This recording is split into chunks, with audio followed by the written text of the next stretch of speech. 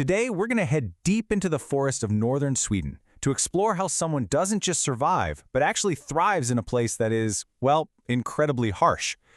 This is a story all about finding beauty and creativity and a real sense of home, right in the heart of a winter that just doesn't quit.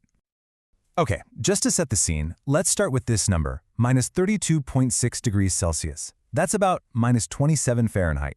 And look, that's not just cold. That is a force of nature that shapes every single moment of your day, from keeping the fire going to just, daring to step outside. It's the backdrop for absolutely everything else we're going to talk about. But here's where it gets really interesting. In that extreme, biting cold, there's a beauty that is just as extreme. And this quote, it just nails it. It's not about toughing it out.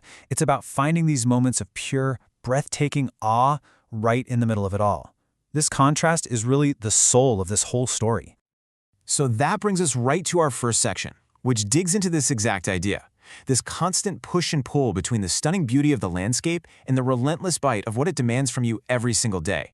You've got this incredible daily trade-off, right? On one hand, you have these almost magical descriptions, a shimmer in the air, the garden becoming this wonderland. But on the other hand, there's the non-stop work it takes just to exist, feeding the fires, literally fighting back the snow. It's like living two lives at the exact same time. Okay, let's zoom in on what is maybe the single biggest challenge here, the snow. And it's so much more than just weather. In this story, the snow basically becomes a character, and it's not a friendly one. And we are not talking about some light, fluffy, picturesque snow. No way. The snow is described as heavy and watery. That means it's this dense, back-breaking stuff to move, and it falls pretty much every single day. I mean, can you imagine finishing a huge, exhausting task, only to wake up the next morning and have to do it all over again? That's the reality we're talking about here. And this right here, this is just a perfect example of that struggle. The one machine that could actually help, the snowplow, it just breaks. The cable snaps, everything grinds to a halt. You can just feel the frustration building. And even after a friend comes to the rescue and helps fix it, guess what? The job is still there, waiting. It's such a powerful symbol for how this environment is constantly pushing back. And here it is. It all boils down to this. This isn't some poetic line for a book. This is just raw, unfiltered human exhaustion. It's that feeling of being completely overwhelmed by a force of nature that just doesn't care and doesn't stop. So the real question is, what do you do with that? How do you cope? So, this is where the story pivots. When the battle against the outside world just feels totally endless, the focus has to shift. It goes inward. Instead of just fighting the environment, the next step is to build something beautiful within it. This question really reframes the whole thing. This project is not just about redecorating a room. It's about creating a psychological anchor, a safe harbor, in a place that could easily feel isolating and just way too much.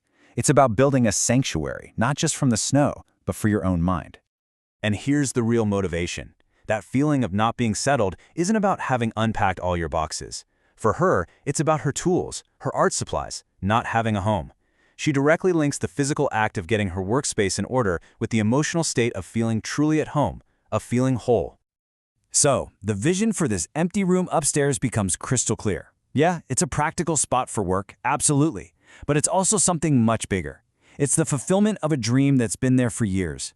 Having a dedicated art studio right there in her own house, that represents a whole new level of creative freedom and just feeling settled. All right, so let's get into the nitty-gritty of how this all happened.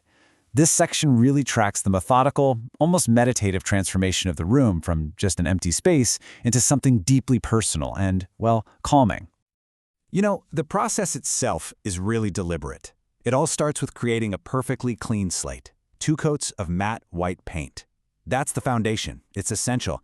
And only then, once that's done, does the real artistry begin. Mixing the custom mineral colors and applying that final limestone wash that will give the room its special character. And I love this insight into the whole creative process. She literally calls the white base coats the boring step. It's necessary, sure, but it's stark, almost too bright.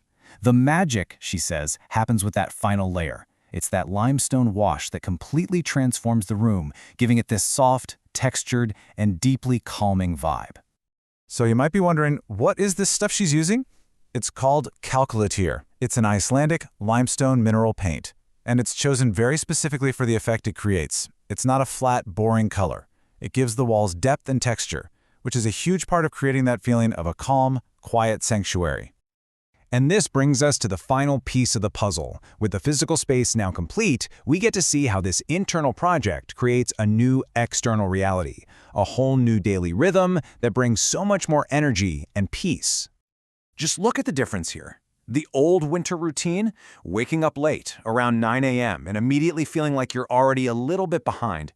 But the new routine is a conscious choice. It's waking up before the sun is even up, having a slow, cozy morning, and starting the day with real intention. It's all about breaking old habits to find a new energy that actually works with the deep winter, not against it. And this quote really brings it all home. That feeling of being splitted, with parts of your life and your identity kind of scattered all over the place, that's finally over. By creating this physical and mental center in her house, she's not just moving into a space. As she says, she is truly coming home to herself. So this whole story leaves us with a really powerful question, not just for her, but for all of us. It takes this one specific experience from the Swedish wilderness and makes it completely universal. It asks us to really think about what it is, maybe it's a room, maybe it's a new routine or a creative project, that we need to build in our own lives to feel truly settled, truly whole, and truly at home.